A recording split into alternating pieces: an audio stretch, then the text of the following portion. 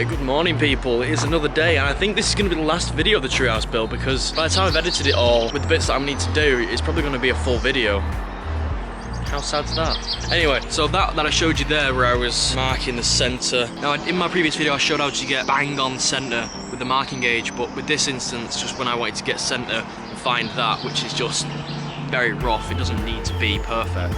Now you can do that when you're just doing rough cuts, or you know, when you're doing timber framing, or even when you just, you know, if it's something that's covered up eventually with a bit of beading or whatever, roughly go halfway, scribe it. So it's like finger along the edge of what you're doing. So for example, if you wanted to take 10mm off of this piece of wood from the outside, so it's actually chamfered, so it's gonna be a bit difficult. From that side in, let's take 10mm off, it's roughly there, that line there. Check it, is it 10mm?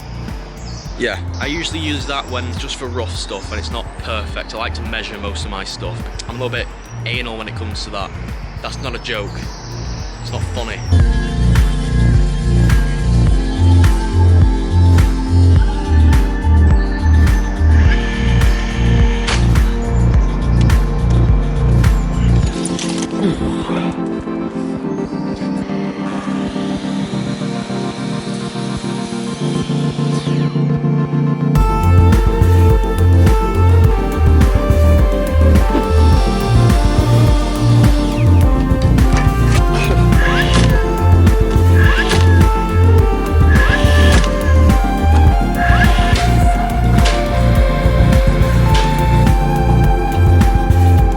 I've got the spindles and handrail for this part.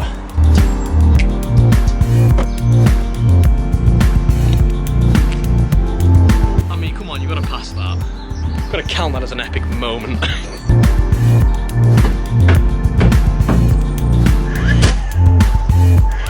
So, are you a DIYer that wants to do spindles and you've got a little staircase where you're like, ooh, I want to do spindles? Well, I can't teach you how to do that just yet, but what I can teach you is the actual flat bit, the surface, not going up at an angle, but I can teach you this one. It's pretty simple. Now, if you've got a chamfered spindle like this or a moulded spindle and you don't know how to do it, how to make it look equal top and bottom, I have a very simple technique.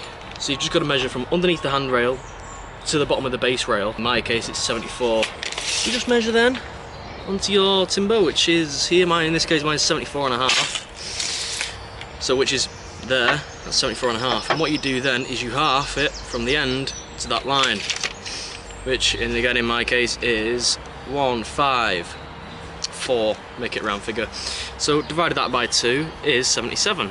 Yeah, so it's 77. So now I cut off that 77 part, mark it up here as well, and then you have it. It's nice and equal from that point to the start of your chamfer down there, and then that point to there. It's very, very simple. You can use that with loads of different things. It's not just spindles, but I can't think of any examples, so you'll know when you come to it. You've got to take into account, you can't have the gaps above 100mm in between, which is 10 centimeters. You can't, pretty much, you can't fit a baby's head through them, because if you do that, they can fall through the stairs. That's why.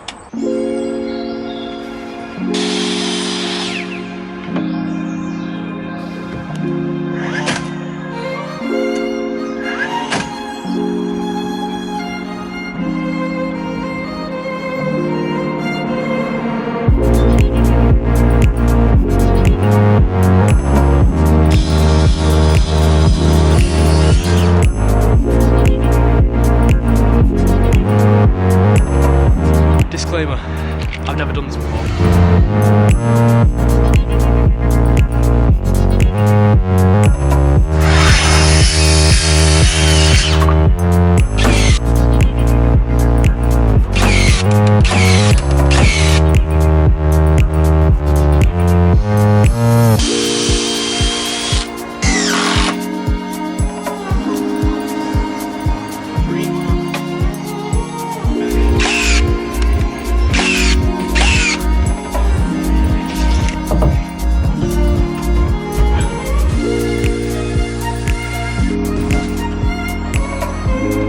Juliet, Romeo's come for you. You can't escape me. Ah, it's not bad, that is it? Not bad at all. Well, that's frustrating. I'm gonna have to piece it together. All the cladding in between is matching, and it should have only been the blade thickness that I went in, and I did. And I don't know why it's so short. All that grain matches up, but I don't know how that's huge gap between.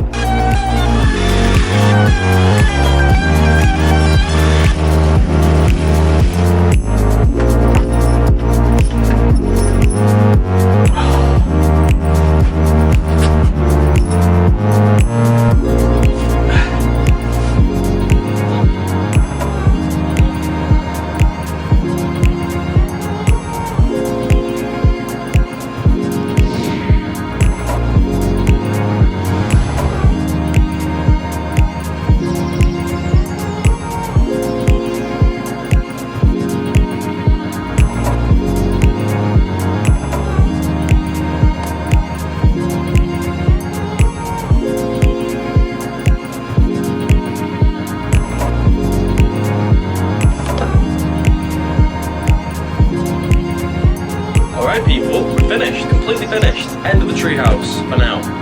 I don't know what that means, but for now. It's taken me 10 days to build this thing. It's been well good, it's been so fun. First series on the channel that I've done.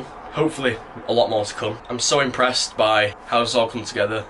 It looks amazing, and I hope it will last as long as I've made it to last, which it'll hopefully last, you know, 10 to 30 to however many years in the future. And I'd say I'm really proud of myself, you know. I know I could build something like this, I knew I could do it, and I'm so happy that I've actually been able to log the journey of building this thing. And I hope you've enjoyed it, or at least learnt something. But I stopped recording. I didn't record any of this part when I was putting all the sheeting on. I didn't record any of it. The day was getting a bit long in the tooth, so I decided just to put the camera down, stop, you know, messing around, thinking about what to film here and there, and I just decided to just go, you know, hammer to the nail. Just have to go at it and get it out of the way, because I think I left yesterday about 6:30, 6 o'clock, or I might have got home at 6. Yeah, I left at about 6 last night. So it was a long day yesterday, and I got here at 8. So it was a long day. And as you saw before, a little bird's already made its nest, and so that must have been building that when I was putting the cladding on, or top layer on. You know, building the top frame, it must have started building its little nest. The whole aim of this project was so wildlife as well can make a home out of it, which is, you know, which is fantastic to see that a bird's already made its home. But again, thank you so much for watching the video. Thanks for whoever subscribed and you know, is following the channel or whatever. Even if you know me or you don't know me, or you do know me but you don't know me. Thank you, whoever you are, wherever you are, whatever you're doing. Hope you've learnt something through the process of doing this. And I can't keep reminiscing about this treehouse. It's always onwards and upwards. Got to keep on working. More jobs around the corner. A few big ones. So hopefully we can get a few more series out of this. See you later, people. Bye.